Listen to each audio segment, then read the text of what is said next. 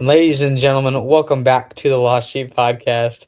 My name is Nazari Pangallo, and he is, Cole Bissett. and this is There's a episode solid chance you. number 93. There's a solid chance you heard me whistling our intro there towards the end. But Folks, anyways, so what sorry. Go happened right ahead. Didn't there mean to is cut that, you off. no, you're good. I had our mics muted because I didn't want y'all to have to hear us if we accidentally said anything during the intro. And then towards the end, I went to unmute them, and Cole just happened to be, whistling the tune along with it. So that was quite funny if you got to hear that audio. But we thank y'all for coming back for another episode. The duo is back. We've got a very fun quote for today, going a little bit adventurous out there into the realm of movies for today. That'll be a lot of fun coming up in a couple of minutes. But before that, don't forget to like, subscribe, follow everywhere you are, wherever you are, whether that be watching us on YouTube. Hello, YouTube, or listening to us on audio, Spotify, Apple Podcasts, Amazon, wherever in the world you listen. Don't forget to follow us on Instagram, TikTok as well. But I'm gonna throw it over to the one and only Mr. Bissett. Sir, you are, you're all out in the dark. You got black on. You are bearded up, long sleeves. I'm just kind of saying stuff about you, but how are you feeling? I'm feeling tired. Really tired. Yeah. I'm not gonna lie to you, man. I'm roughing it today. I got out of the plant, got out of the steel mill today where I was working. Went back home, set my computer, or no, not my computer, my keys in my grandparents' house, and walked out of the house without them, and then tried to find them for like 30 minutes. Now, keep in mind, I was in their house for like 20 seconds, and I lost my keys in the span of 20 seconds. So, if that doesn't sum up the end of my day, then there you go. But it's been a good week, man. Busy. Work's been busy.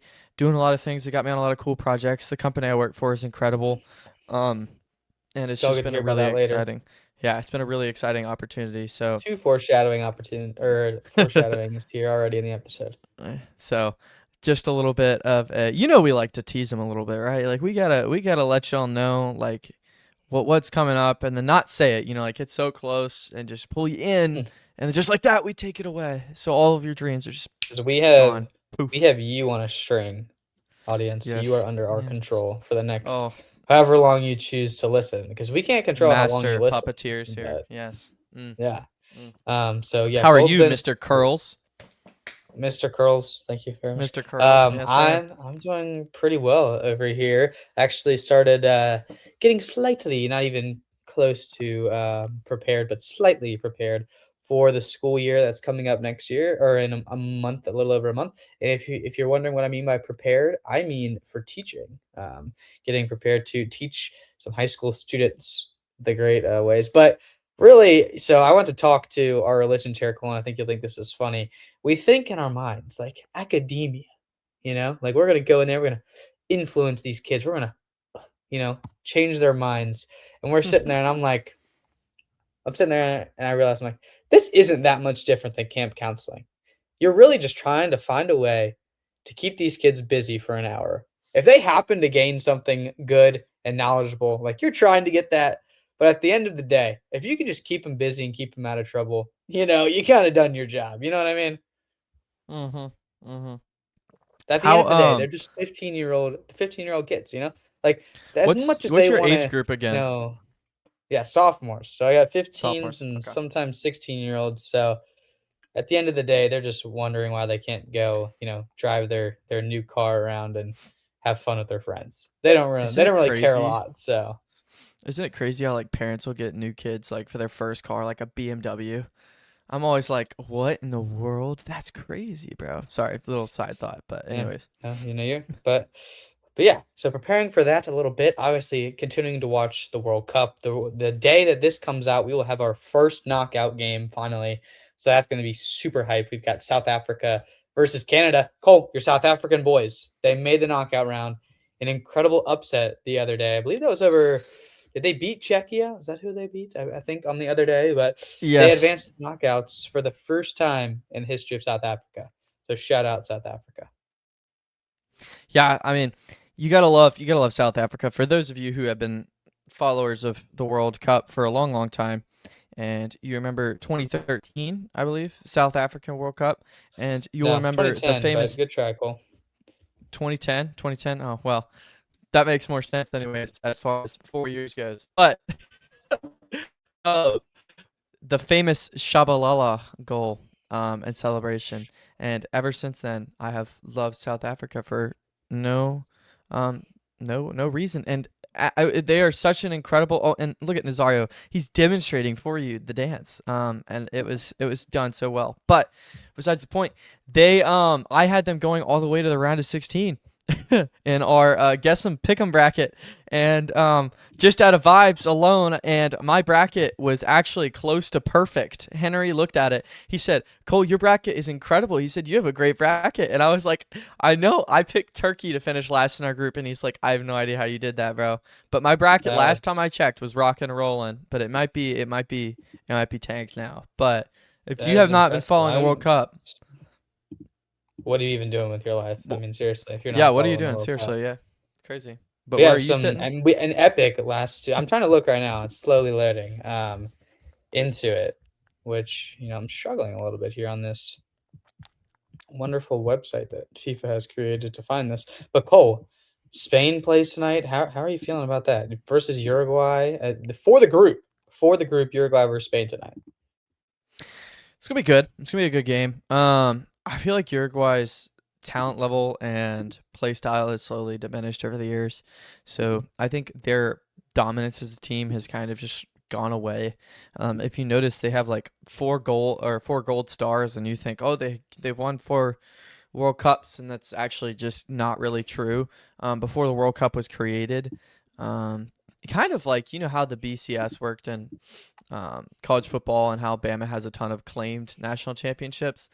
Well, Mm. Uruguay did the same thing and they kind of claimed a bunch. So it's a little interesting, a little bit of some sketchy situations there, but they are still 4-time world champions, but they're not the same quality as they used to be. So I don't know. I think Spain's going to take the W. I think my boy, Lamine Yamal, is going to score as he does in clutch times, as per usual. The usual. And also, my other boy, Messi, continues to prove why he's the greatest player of all time. And for those of you that think otherwise, you're wrong and you need to do your research.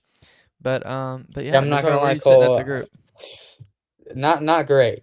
I'm not gonna lie to you. Not looking too hot here. I had Turkey winning Group D actually. Ooh. So, Ooh. do we have leagues on here? Let me look. Yes, but it doesn't show. Let's see here. It doesn't say the points. So you know what? This is too much of a tangent already. So Yep. we are going to move on, folks. We are sorry for our World Cup discussions. We hope you're enjoying the World Cup and hopefully you're enjoying your summer as well. Another thing that came out this summer was a great movie that we're going to talk about in just a second. Ladies and gentlemen, the quote of the week. All right, folks, if you are, within the age of, possibly, let's see here, 55? No, like between 60 and about 10, I believe, somewhere in that range, you have grown up with one of these movies coming out, hopefully, during your childhood. And if you're lucky enough to be like Cole or myself, you have seen 3 of these drop in your three of these movies drop in your lifetime with the newest one coming out just last week. What movie am I talking about? I'm talking about Toy Story 5. But of course, we're not just going to talk about Toy Story 5. We might not even get into the movies. I don't know yet. But our quote comes from Toy Story, the original Toy Story, which came out in, I believe, 1995, which was 31 years ago. I could be off by a few years then, but it was sometime back then, starring the one and only Tom Hanks and Tim Allen, Woody and Buzz. This quote comes from Woody. Okay, here it is. This isn't flying, this is falling with style. So I'll read it one more time. This isn't flying, this is falling with style. This comes from the one and only Woody from the original Toy Story, which came out in 1995. Oh, let's go. Got it right. So Nail. see You what I hit did the there, nail Cole? on the We head there. are We are 21. Well, one of us is 21. But One of you, us is 20. how Add 31 years. So that's about 52. So 52 years ago, that's when you were born. But if you add another at least 8 to 15, so a 60 to 65-year-old person could have grown up as a child and saw the first Toy Story movie. Then they all came out within the last 30 years. So anyone within that lifetime could have grown up with a Toy Story movie coming out during their the childhood. So the first Toy Story movie was made in 1995 though. So how is a yeah, 60-year-old? That was 30 years ago. So how did a yeah, 60-year-old grow up with Toy Story? I'm genuinely interested here. What they your grew up. what's your method? They would But have they're like most likely 30. had a child. They would have most likely had a child that they went to see the movie with in theater. So that's where I See would say that it begins. that's right. I'm gonna differ with you on the term growing up with. When I hear Fair growing up enough. with, I think of Totally actually fair. being there as a kid. That's funny. So if So you're if within you the guys are age equally as of confused, 40, we'll say 40 and younger. Can we say 40 or younger grew up with Toy Story? 40 is good. 40 is good. I like that Okay, number. I there we like go. that number. We'll take 40. All right, But Colt, would you like to start off with discussion on the quote, or would you like me to begin? no, yeah, let's get into it. Honestly, let's just bounce off of each other. First of all, what's flying in this? What is What is flying? it? What is Yeah, what where does are we flying going? mean? Yeah, where are we going? No. Like we know what flying is, like we all know. Soaring through the sky, Yep. moving good. You're getting free. Your wings are out. You're like a bird. Fly Okay. just like a bird. Do do do do. Oh, That's sorry, Rio. Rio. That's a different Yep, movie. also great movie. But where I'm gonna let you guide the conversation in the sense I'm gonna let you decide what we're gonna talk about as flying today. What's flying for us? Okay. Okay. Flying. Ooh, great question. Ooh, this isn't flying, it's falling. So I'm trying to decide how this will determine our conversation. Okay, we'll just go with this. Flying would be what life is like, or how Adam and Eve lived life in the garden. Okay, that was flying. That was perfection, just boom, we're just flying. That's what we're doing. And now, post original sin, post fall of man, we are now falling. Some people, some people can just be falling and just flat, right? But some of us can fall with style. And I have a great way to segue into another part of this, but I'm going to get to that later. Cole Bissett, do you agree, or is that the way you want to take this? I want to take it this way. My question is whether or not I want to agree with this quote or not. How so? Because are we always falling? Is that a fact about humanity? Depends. This is a very different term of falling. I don't think we are talking about the falling that I think you're talking about. I can go into that more if you want. Go for it. Yeah. So Not exaggerate. when I Elaborate. say Yes. yeah, Sorry, go elaborate. ahead. When I say we're falling, I don't mean that we are literally like falling into sin constantly. That's not what that we're not, guys. We're talking about a Toy Story quote here. Like we are going to try to bring it into Christianity, but like uh let's not take this quote and get super deep into it. Like we're still talking about Toy Story, so this is just our metaphor. When I mean by that quote, I mean life like in the sky. I'm just talking about life in the sky. Okay, like you're either flying in the sky or you're falling in the sky. So all we're talking about here when I say falling here is, are you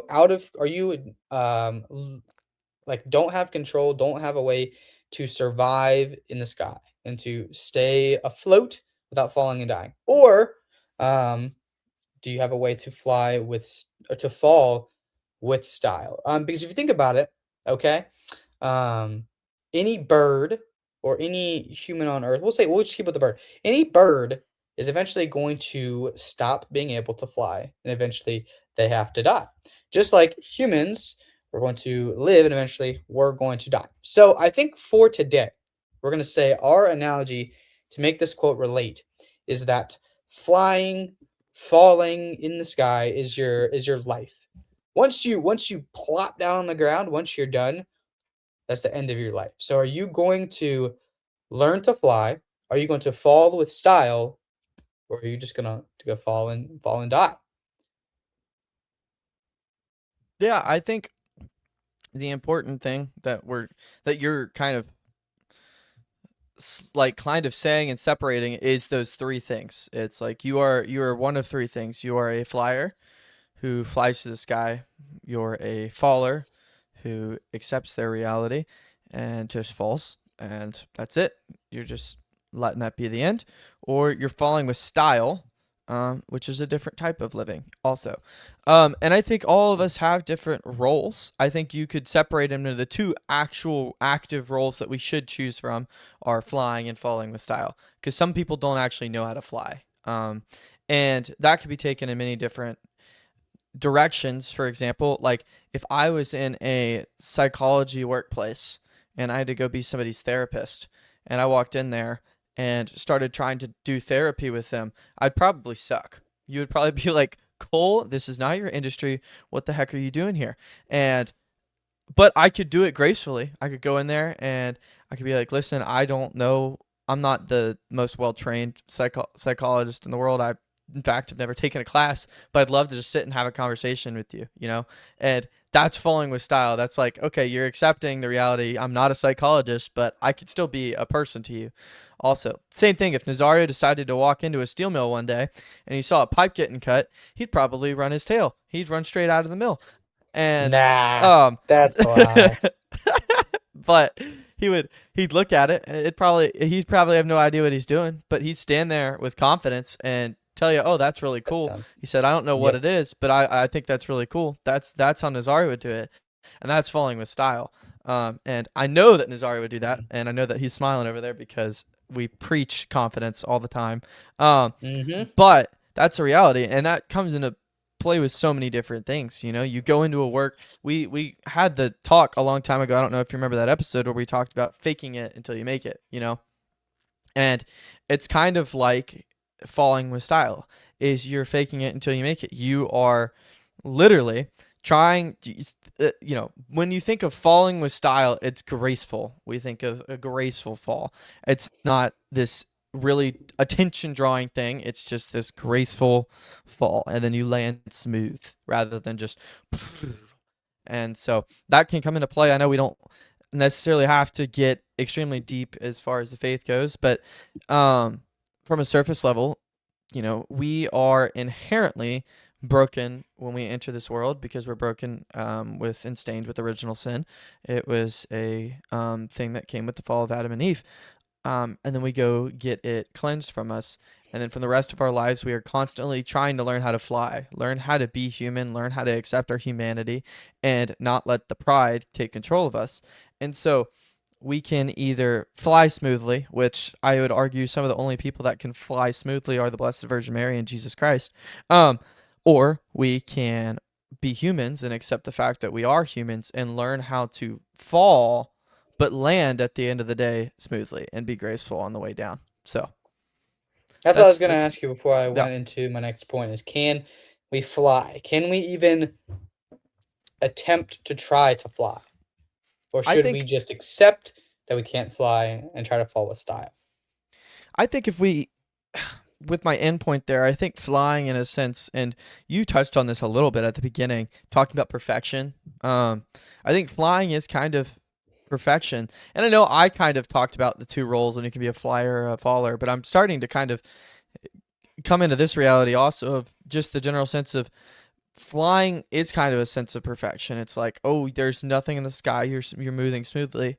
And there's nothing blocking your way. Whereas as you're falling, you are avoiding getting hit by things. You're trying to land okay. You're like, okay, can I land here? How should I land? All sorts of different things. So I would argue that we probably can't fly in the same sense that Jesus or Mary can fly because they lived out the life as of a perfect a Christian, you know, and we Mhm. don't live that life out because we aren't perfect. But like we always say, we should chase excellence, not perfection.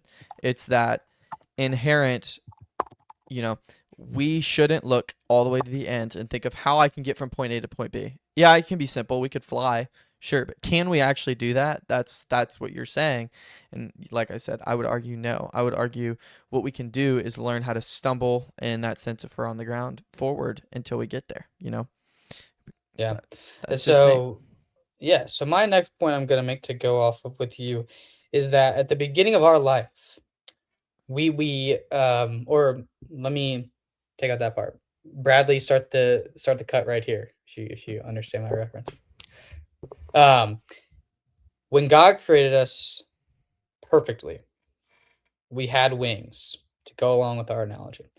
When we entered into this broken world, this fallen world, in some form or fashion, our wings were cut where we were rendered flightless. We are not able to push ourselves off the ground and just begin flapping. Okay. But that doesn't mean that our wings entirely were ever eliminated. Does not mean that we don't have wings, but it does mean we are flightless. Where am I going with this? Why am I saying this? Again, think of That's Blue from Rio. mm, Sorry, yes, but keep yes, going. yes. Okay. If we still have wings, but we can't just we can't push ourselves off the ground and begin flapping. Can we still soar in the air? Think about the word I used, soar, not fly. We can still soar in the air if we can get up there into the air and learn how to use our wings properly to glide. Okay? So that's what we're going to go with this. So we're going to go with falling with style. How do we get up there into the air to be able to catch, the flight of the wind? And second, how do we learn to stay under control and use our wings to soar?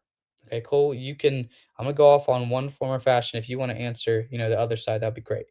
So I'm going to talk about how do we get up there?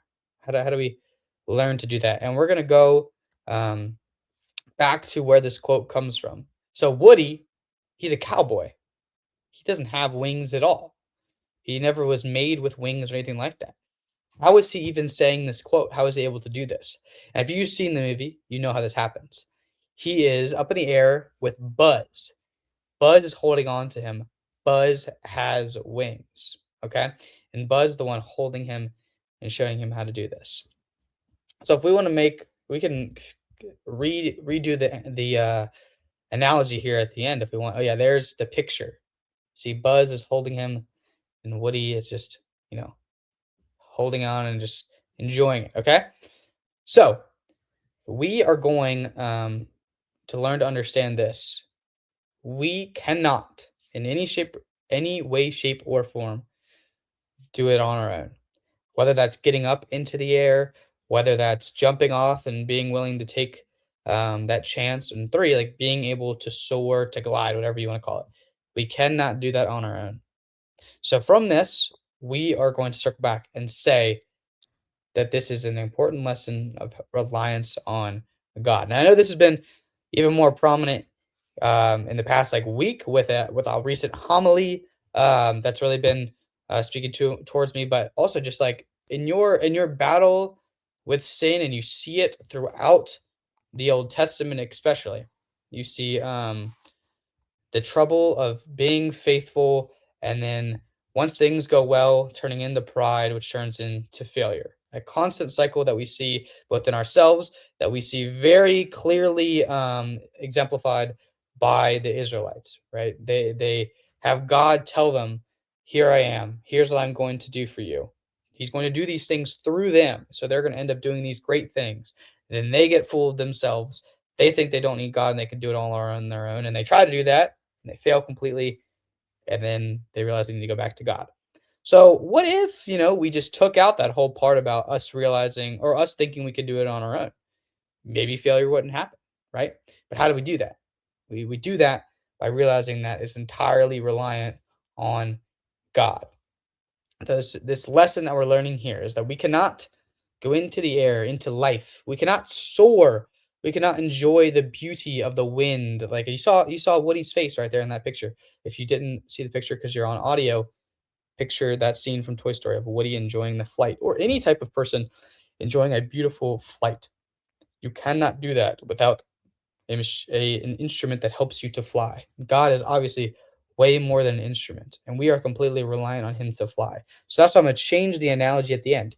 We don't even have wings. We don't have any ability on our own to fly. We are completely reliant on God holding us in the air with His wings and flying us. And that is how we can fly. So that's the point I wanted to make, Cole, is the complete reliance on God that we need to fly. Trying to remember the second thing that I was trying to pivot to you. Do you remember Well, what that was? I've got to pivot off. I've got to pivot off of Yeah. you. Yeah. Yeah. So a lot of what Nazaria is talking about is the how do we get there? How do we get to the top of the cliff and get in the mindset of properly vesting ourselves? Which in this shape, when you're about to bungee jump off a cliff, you wait and you let people attach a safety harness to you, and you get all the proper safety equipment, whatever it is that you're required to wear before you jump off. Because without that equipment, you land splat on the ground. There's actually a really crazy Instagram reel going around, and some of you may have seen it, of a woman who was not properly secured and literally was thrown directly off a cliff. It was the craziest thing ever. Really, really wild story. So don't go looking around for that. It was pretty crazy. But besides the point, Nazari's talking about how you do it. So once you get to the top of the cliff, how do you properly secure yourself and wrap yourself in the best possible scenario for you to keep soaring? And the best possible situation for you to do is to wrap yourself in the light of in arms of Christ. So that's the how. Now, what do we do? When we jump off the cliff, what do we do from there? I think it's pretty simple. I think you continue to pursue God.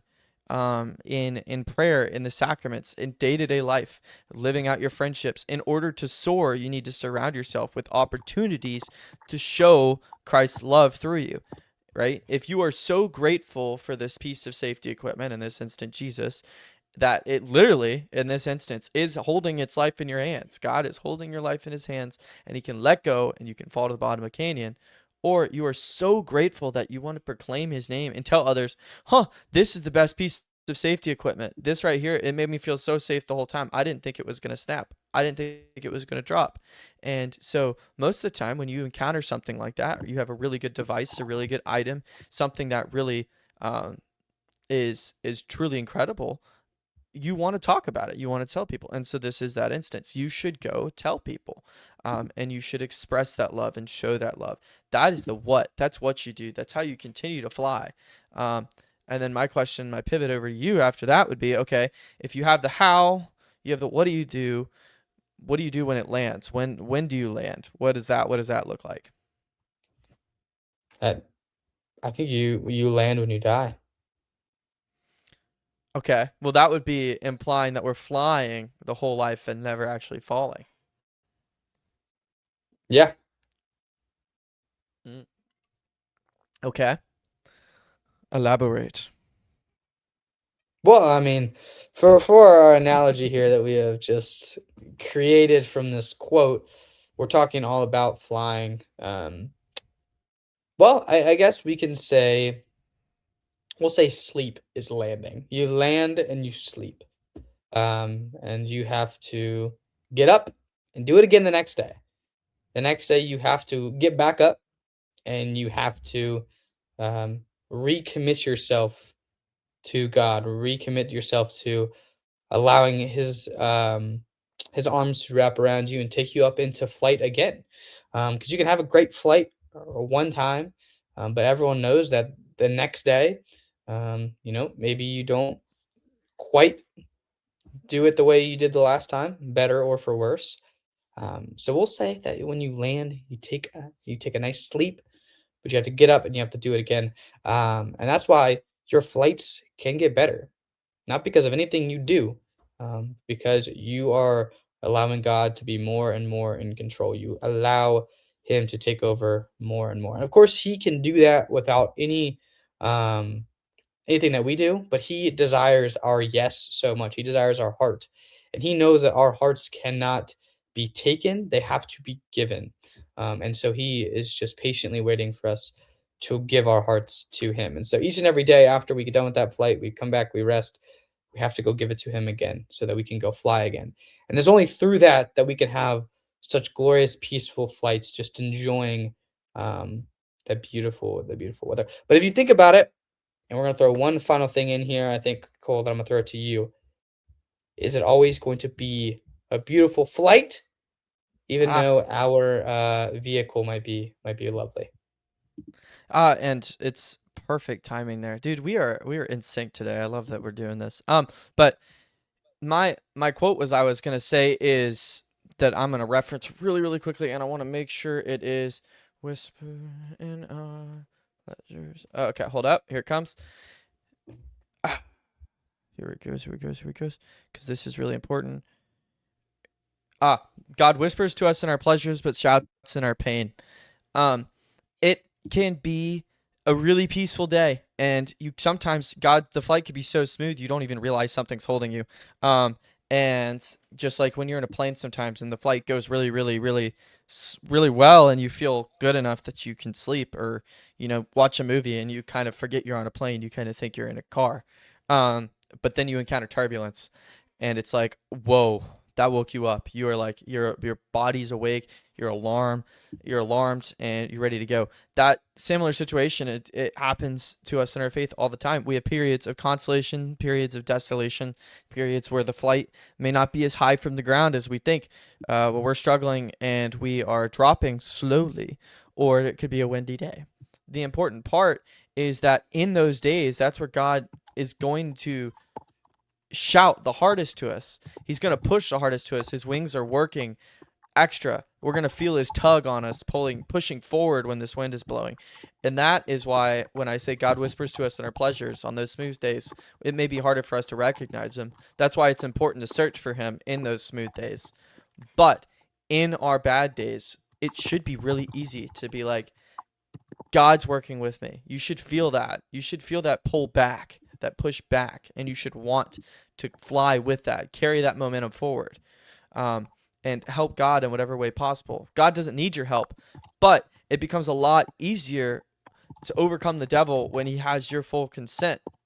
God allows us to have full will, and it becomes a lot easier for us when we want to fly and aren't trying to squirm out of his arms, if that makes sense. So sometimes we have to just succumb to the fly even when it does get scary, even when that wind is present. But yeah. So I'm Yeah, glad you asked that. I was absolutely. ready. And so, with that, folks, we're going to teach you a little idea of how to let God take over and let yourself fly. Ladies and gentlemen, the practical prayer practice of the week. And so, why did I say, what I said right there about letting God take over and let us fly? Well, one thing we have to realize in, our lives as human beings is how much mercy we need, how much we've failed, which means there must be something done to redeem, redeem and yeah, help these failings and these sins that we've committed. And the second thing we learned from that is that we cannot do anything for that. It all comes from the incredible grace and mercy of our Lord and Savior Jesus Christ. And so during this month of June, June is known as the month of the Sacred Heart of Jesus. And this will be coming out on June, I believe, the 28th, which is the last Sunday in the month of June. So this is an incredible opportunity for y'all, and this is our practical prayer practice. That is to pray the Litany of the Sacred Heart. It is a beautiful prayer and devotion to the Sacred Heart of Jesus, and just an incredible reminder that God loved you, loves you, loved, loves, will love, and desires you so much that he was willing to lay it all out for you, make the ultimate sacrifice for each and every one of his children, and his love, his mercy, his grace is pouring out from his most sacred heart. And so this is an incredible prayer and reminder that we cannot be saved on our own. There's nothing we could do to earn salvation. It is completely reliant on the grace and mercy of our Lord. And so this prayer brings us into that, helps us understand and ask for that. And in doing that, we are letting go of control. We are giving it all to God. We're allowing His wonderful, loving arms to wrap around us in that. Yeah, litanies are really cool because you have to actively choose to do things every day. I know we've done a litany on here before, but it is a continual prayer. It's not something that stops. You continually do it for a certain period of time. And so that's why it's always really important to have prayers like this in your prayer life that are continual. But yeah. Absolutely. Yeah. So with that, we are going to move on. Ladies and gentlemen, the shepherd of the week. So, ladies and gentlemen, I brought the shepherd of the week for this week. Me. First of all, I have to make a little disclaimer for the integrity of the workplace that I work for. They are not that the views and opinions expressed on this podcast do not represent those of the company that I'm about to talk about.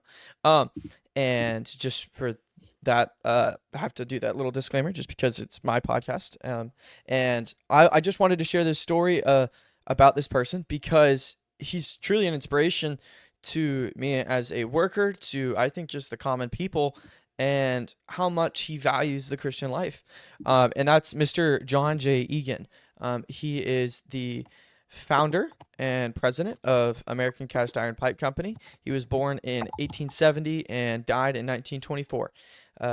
He represented for this company, he represents for people a good Christian who truly cared about the life of family, the life of good working conditions, and just the overall value of human integrity.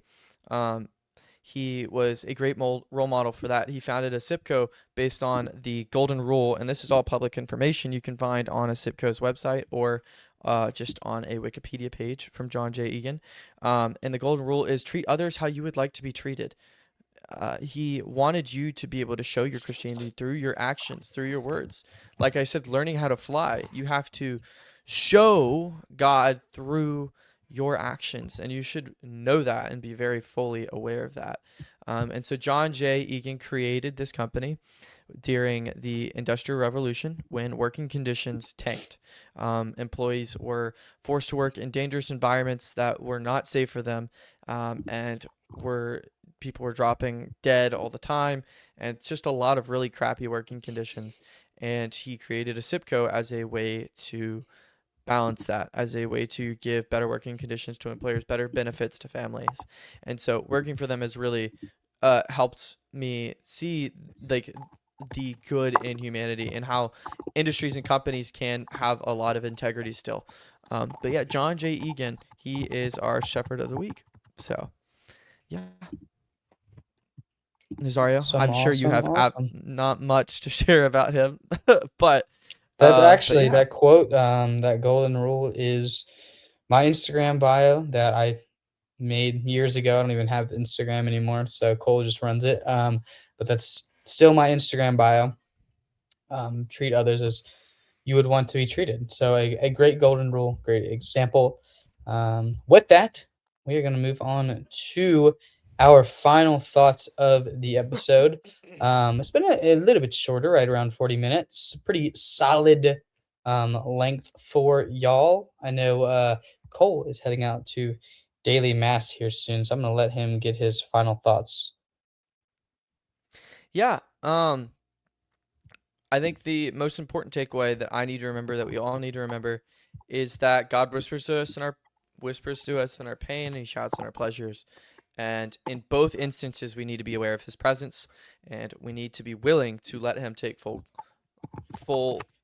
care of us. We need to let Him wrap His arms around us and help us soar. Like I say, humility is the realization of personhood. It's the realization that you can't fly by yourself. You don't have that power. We weren't born with wings. We weren't born with the ability to fly. It's a divine thing. That's perfection. That's something unattainable for us as humans.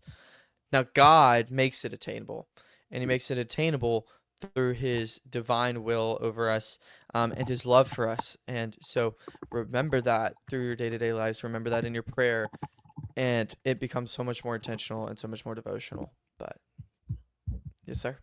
Absolutely. I love it. I love it. I love it. Yeah. I don't even know if I want to go off of that. I think I might just let Cole's final thoughts close us out. We thank y'all for coming to another episode of the Lost Sheep Podcast. Make sure you like, follow, subscribe. Don't forget to comment, send us questions, send us your thoughts, whatever it is that is on your mind that you would like to share with us. We'd love to hear it. Don't forget about the merch, the t-shirts, the wristbands. We will be back next week for a wonderful 4th of July episode that will be releasing on July 5th. Not this episode, but the next one. So I'm sure there'll be lots of wonderful patriotic things thrown into that episode. But like I said, thank y'all for tuning in, whether you were watching or listening to this episode. We hope you all have a great week, and God bless. God bless.